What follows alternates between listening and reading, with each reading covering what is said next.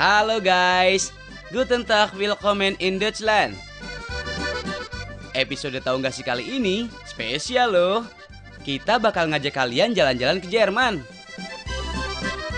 Jerman memang terkenal dengan bangunan-bangunan bersejarahnya. Nggak hanya tembok Berlin aja, banyak kastil yang tersebar di negara-negara bagian Jerman. Jumlah kastil di Jerman mencapai lebih dari 12.000 tuh. Itu tuh yang membuat Jerman mendapat julukan Negeri Seribu Kastil.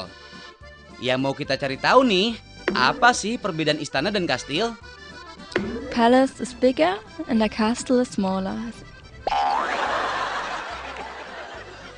Ya kalau sebenarnya bentuknya hampir yang penting besar dan luas. Dengan kalau kastil itu lebih cenderung ke benteng ya, ke pertahanan dan...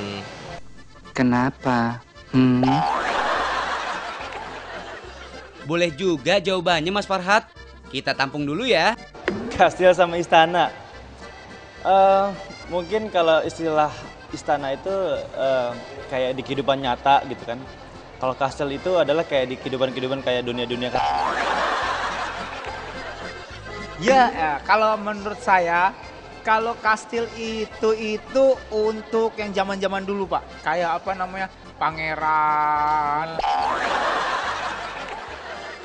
Gitu-gitu kaisar. Kalau istana? Kalau istana itu buat kayak yang matanya. Yang zaman sekarang. Kayak buat pusat tempatnya raja. Kerajaan itu tempatnya tidurnya raja. Ya mungkin Schloss. Apa itu bahasa Indonesia Schloss? Istana itu mungkin buat the princess, something like that. Ya Burg itu to protect yourself from dangerous people.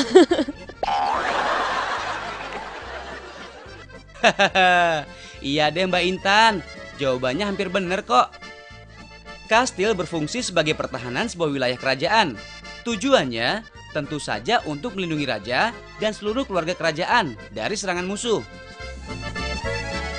Yang paling membedakan istana dan kastil adalah desain kastil. Bentuk kastil yang jauh lebih sederhana namun lebih kokoh. If you build a palace, you have much more sophisticated craftsmanship. You have much more interior design, which is important. You know, if you look at the French palaces or the Italian palaces, they are wonderful because you find this special craftsmanship. If you talk about a castle, a fortress, the interior design is not so important. It has to be strong and sturdy, so nobody can really enter it. That's a big difference. Guys, dalam satu wilayah kerajaan, biasanya hanya memiliki satu buah istana dan beberapa kastil. Kastil-kastil tersebut dibangun di setiap batas terluar dan di dataran yang lebih tinggi. Tujuannya memudahkan saat pemantauan serangan musuh. Istana berfungsi untuk memberikan kenyamanan bagi keluarga kerajaan. Istana juga dipakai sebagai simbol kemakmuran dan kemegahan sebuah kerajaan tuh.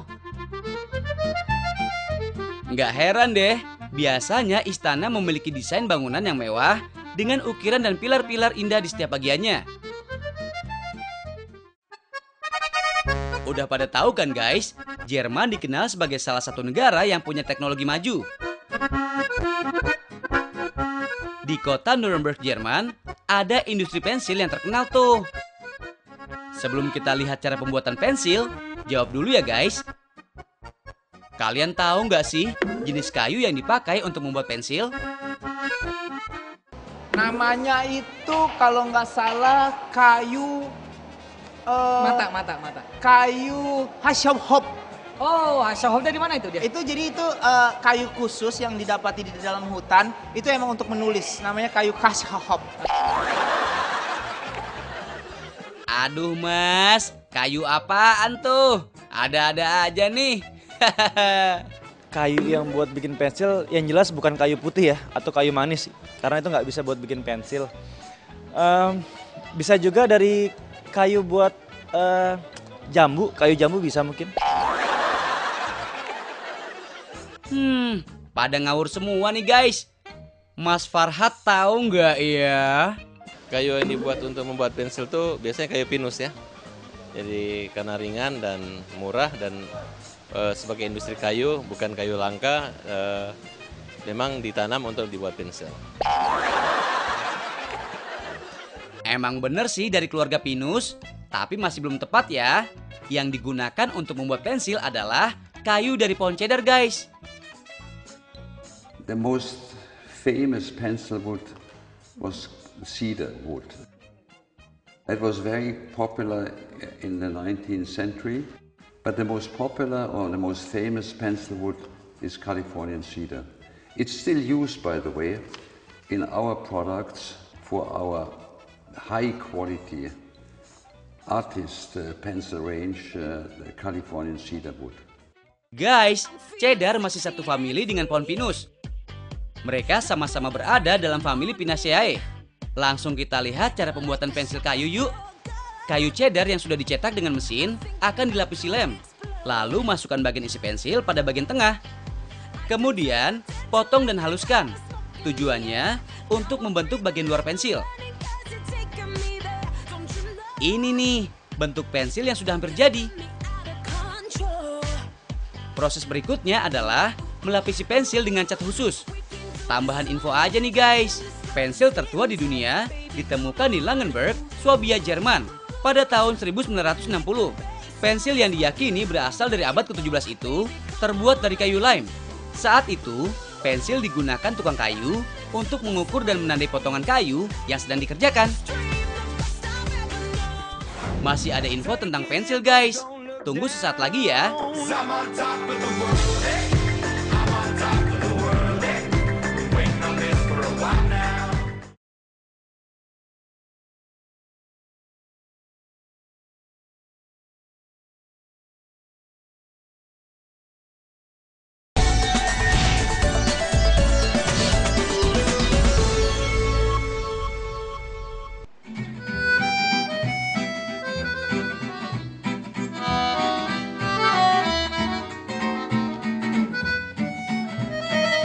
Masih tentang pensil kayu guys.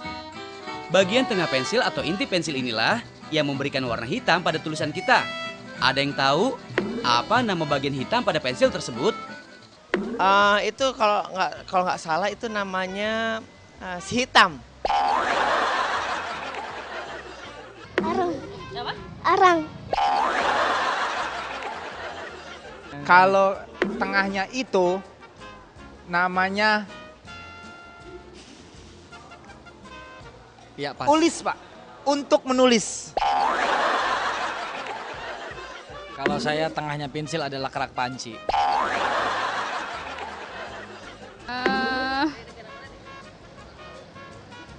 Jerman deh.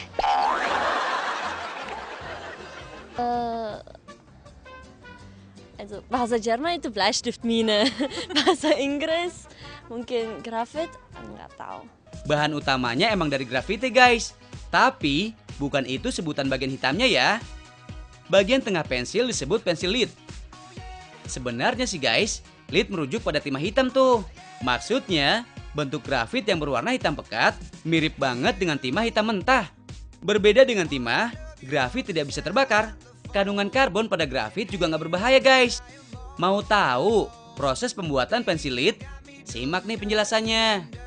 Der Härtegrad wird eingestellt, indem man das Mischungsverhältnis zwischen Ton und Graphit festlegt in der Formel im Rezept. Je mehr Ton man verwendet, umso härter ist der Stift. Jadi penasaran kan? Gimana proses pembuatan pensil lead ini?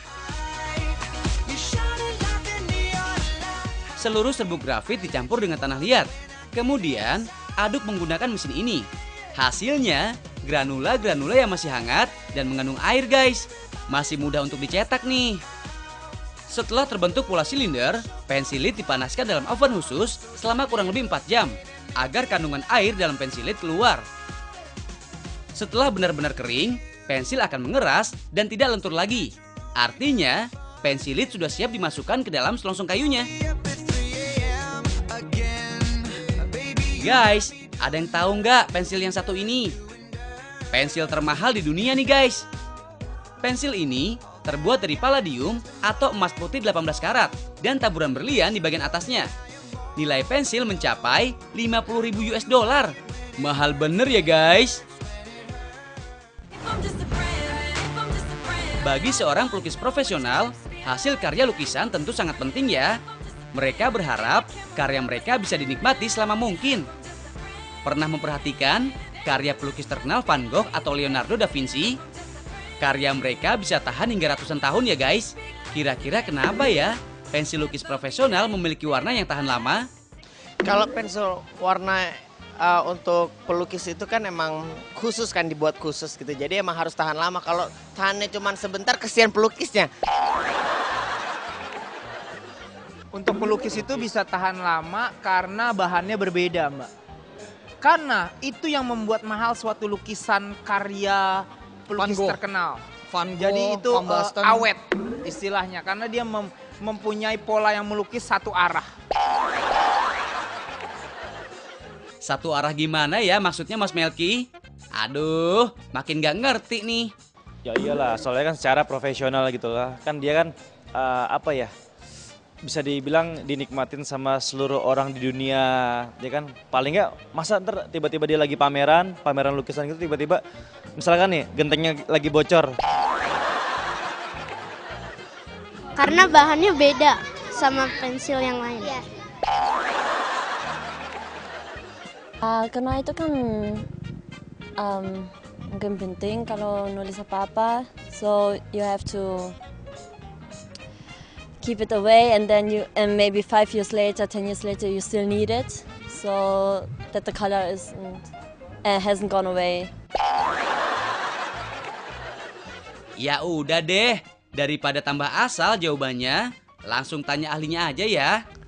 Also wir haben in der Formulierung die Möglichkeiten, die Pigmente auszuwählen zwischen den anorganischen und den organischen Pigmenten. Die anorganischen sind per se sehr stabil, Eisenoxid zum Beispiel. Stabilitas pigmen inilah yang berfungsi menjaga kualitas warna pada pensil dari terpaan sinar matahari guys. Kalian harus tahu nih, sinar ultraviolet merupakan musuh utama kualitas warna pada pensil lukis. Itu tuh yang membuat pelukis profesional menggunakan pensil yang tahan menghadapi sinar ultraviolet. Biasanya, pensil warna yang mengandung wax memiliki ketahanan yang lebih kuat tuh. Tahu nggak sih guys, ketahanan warna diterapkan berdasarkan ukuran Blue Wool Scale. Semakin tinggi angka Blue Wool Scale, berarti semakin baik kualitas warna tersebut. Pensil warna profesional biasanya berada pada tingkat 6 hingga 8 Blue Wool Scale guys. Artinya, warna tidak akan memudar dalam jangka waktu yang sangat lama.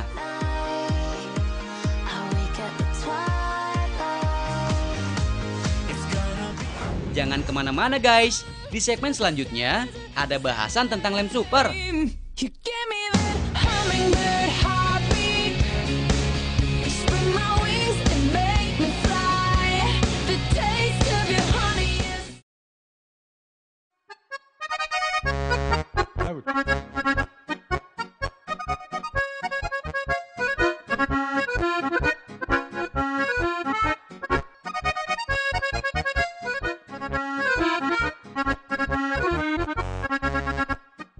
Kalian pasti sering menggunakan benda yang satu ini kan? Iya, lem super atau super glue. Lem jenis ini emang kuat untuk merekatnya pada apa aja ya guys. Kadang bikin repot juga, karena gampang mengering jika disimpan di ruangan terbuka. Salah satu tips menjaga lem super agar lebih tahan lama adalah dengan menyimpannya dalam kulkas. Ada yang tahu kenapa lem super lebih awet disimpan di dalam kulkas? I don't know.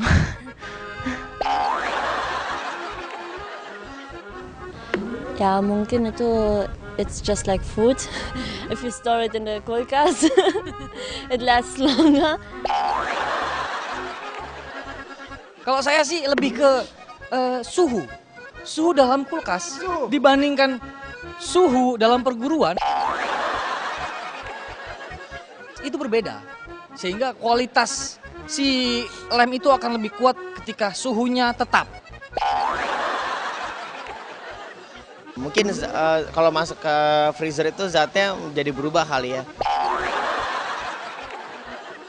Ya udah deh, kita kasih jawaban yang benar nih guys. Durch die kühle Temperatur wird die Geschwindigkeit der Reaktion reduziert. Je höher die Temperatur, desto schneller die Reaktionsgeschwindigkeit des Klebstoffs. Und wenn die Klebstofftube mit Superglue mal geöffnet ist, sollte sie kühl und trocken gelagert werden, damit keine Reaktion mit Feuchtigkeit entsteht. Suhu di dalam kulkas biasanya sekitar -5 derajat. Berbeda dengan suhu ruangan yang bisa mencapai 21 derajat guys. Perbedaan suhu di dalam kulkas dengan suhu ruangan menyebabkan tingkat kelembaban yang berbeda pula. Lem super sangat sensitif terhadap kelembaban udara di sekitarnya.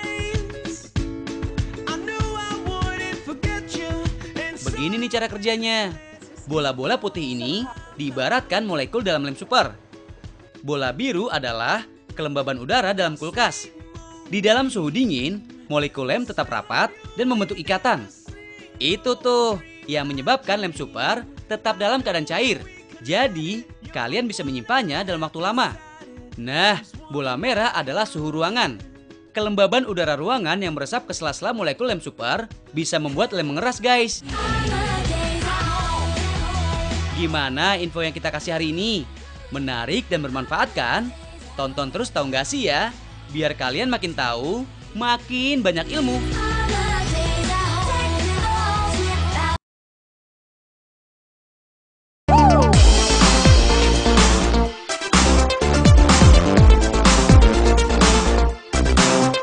Apa namanya?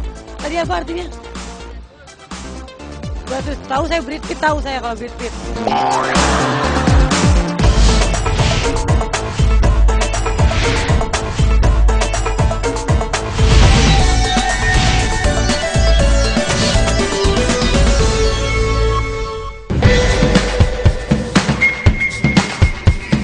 Guys, ujian dan pensil susah banget ya dipisahin. Ngomong-ngomong, kalian tahu nggak sih pensil jenis apa sih yang bisa dibaca di komputer? Kita bahas sesaat lagi ya. 2B, 2B, 2B, 2B.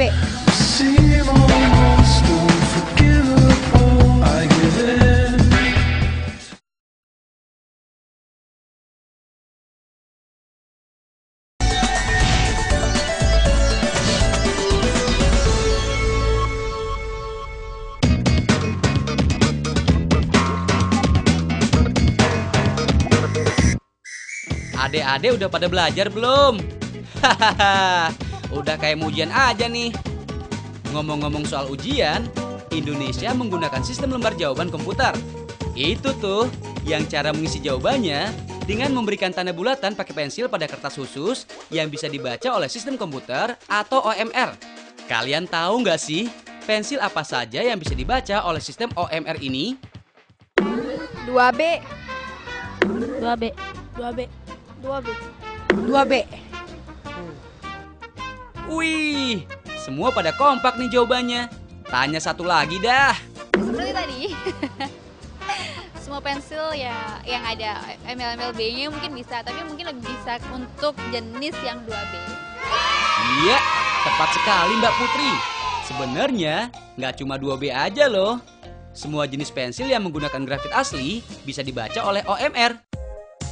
Pensil jenis 2B dipilih untuk digunakan di negara-negara di Asia, terutama di Indonesia, karena warna hitam yang ditimbulkan cukup pekat serta lebih mudah digunakan. Nah, kalau di Eropa, beda lagi guys.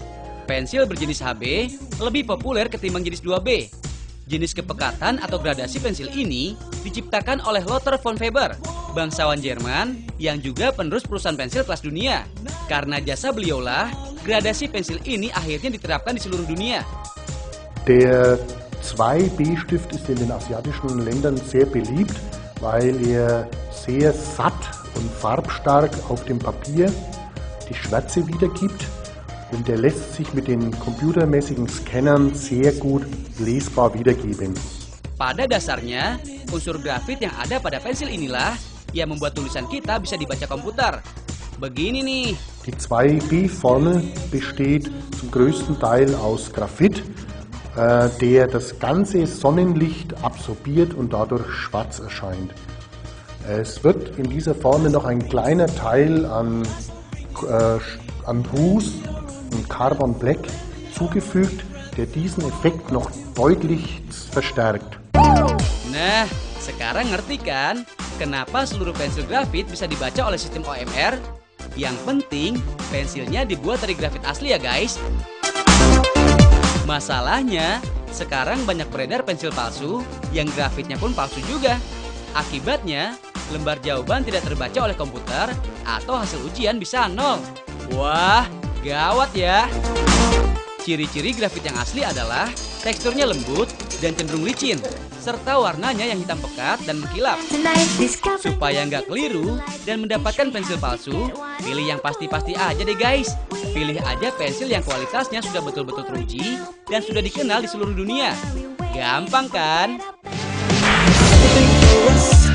Kita sudah kupas habis tentang pensil dan sistem scan komputer. Nah, kali ini kita bahas tentang industri pensil di Jerman yuk. Sebuah kota di wilayah Bavaria, Jerman Selatan, bernama Nuremberg, terkenal sebagai pusatnya industri pensil dunia. Perusahaan-perusahaan penghasil pensil kelas dunia mayoritas berada di kota ini guys. Padahal, di sini tidak ada tambang grafit loh. Kira-kira kenapa ya Jerman bisa terkenal dengan industri pensilnya? Kalau misalkan di Jerman itu kan teknologinya canggih-canggih ya. Pensil ya mungkin karena orangnya tinggi-tinggi kali ya. Jadi hubungannya pensil kan tinggi. Adek-adek aja, Pok. Apa hubungannya tinggi badan sama pensil? Mungkin di negara lain belum ada dan mungkin produksi pensil yang terbaik dari Jerman. No, I don't know. I know that it is, and I studied not far away from Nuremberg, but I don't know why.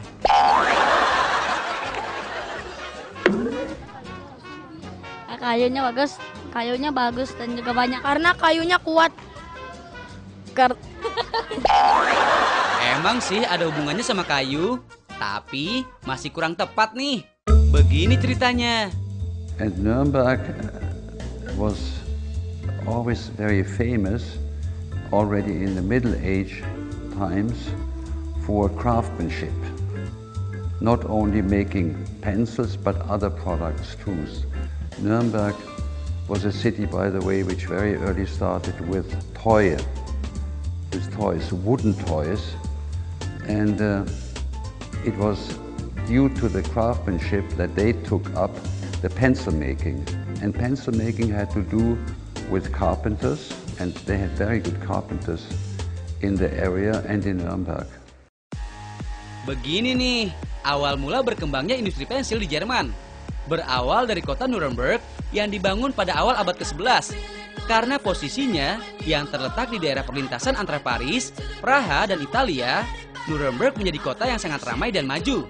Berbagai perdagangan dan ekspor bahan tambang kerap melalui kota ini. Pada abad ke-15, Nuremberg menjadi kota terbesar kedua di Jerman dan salah satu kota terkaya di Eropa. Berbagai karya seni dan kerajinan banyak lahir di sini. Sejarah munculnya produksi pensil secara besar-besaran dimulai ketika ditemukannya tambang grafit di Cumbria, Inggris Utara. Para pedagang dan pengrajin kayu dari Nuremberg mengetahui keunggulan grafit sebagai bahan baku pensil di Inggris. Kemudian, mereka memberitahukannya pada para pengrajin di Nuremberg. Lalu, mereka mulai membuat pensil dan dibalut kayu untuk memudahkan penggunaannya. Akhirnya, pada abad ke-12, muncullah perusahaan raksasa yang mulai memproduksi pensil kayu.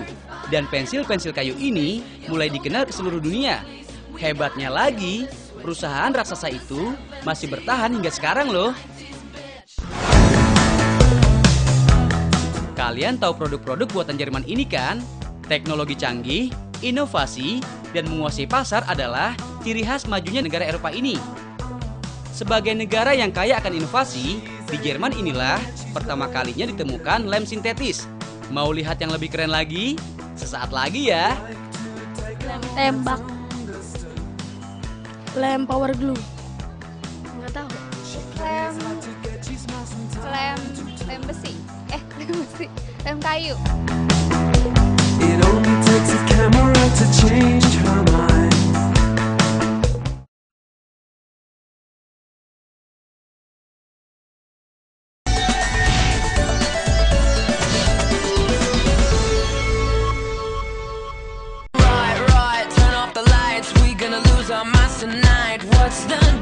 Lanjut lagi nih ke pembahasan berikutnya. Sebagai negara yang kaya akan inovasi, di Jerman inilah pertama kalinya ditemukan lem sintetis. Kalian pasti sering menggunakan lem untuk merekatkan berbagai benda seperti kertas, plastik, atau kayu kan? Ada juga jenis lem yang daya rekatnya kuat banget, sampai bisa merekatkan material keras seperti logam. Nah, kalian tahu nggak sih apa jenis lem yang daya rekatnya paling kuat?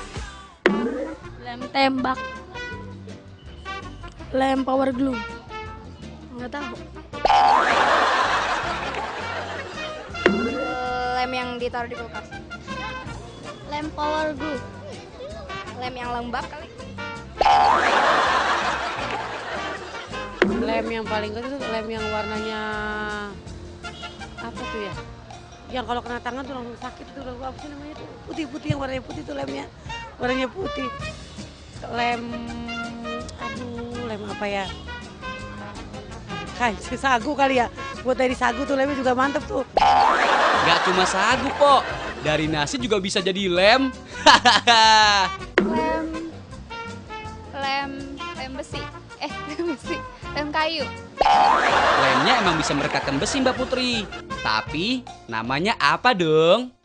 Gak mungkin kan guys, merekatkan besi dengan lem biasa. Perlu sesuatu yang super tuh. Apalagi kalau yang mau direkatkan adalah besi dan alat-alat berat. Salah satu lem yang paling kuat itu ialah lem epoksi. Lem ini bisa menahan beban sampai dengan 3000 Newton per cm persegi atau sekitar 300 kilo. Tentu saja kekuatan seperti itu bisa dicapai dengan berbagai pertimbangan ya. Seperti kedua permukaan yang harus ditempelkan itu dalam kondisi bersih, dalam kondisi kering, bebas dari debu dan bebas dari minyak. Iya, jenis lem yang kita maksud adalah epoksi. Saking kuatnya, lem ini bisa dipakai untuk merekatkan permukaan logam seperti besi. Tapi jangan salah ya guys, lem ini nggak akan maksimal kalau material yang direkat nggak sesuai dengan peruntukannya. Jadi, epoksi tidak bisa bekerja dengan baik di permukaan kertas, kayu, atau plastik ya. Lem ini idealnya digunakan pada material besi, aluminium, marmer, batu, dan berbagai material logam lainnya. Lem epoksi biasanya terdiri dari dua bagian. Yang pertama adalah resin, dan yang kedua adalah pengeras. Untuk mengaplikasikan lem tersebut, biasanya kita harus mencampurkan keduanya. Guys, kadang-kadang biasanya kita nggak berhasil merekatkan benda dengan lem, atau bisa dikatakan hasilnya nggak maksimal. Nah, sebenarnya bukan salah lemnya loh. Inti dari penggunaan lem adalah permukaan material yang akan direkatkan harus benar-benar bersih. Kekuatan lem juga sangat tergantung pada media yang direkatkan ya guys. Contohnya, untuk keperluan sehari-hari dan merekatkan material yang agak keras, biasanya kita menggunakan lem berjenis super glue atau lem super ini. Nah, kalau untuk merekatkan sepatu, paling cocok pakai lem serbaguna seperti ini ya. Kalau penggunaan lem sudah sesuai dengan materialnya, lem bahkan bisa menanggung beban hingga 4 ton loh.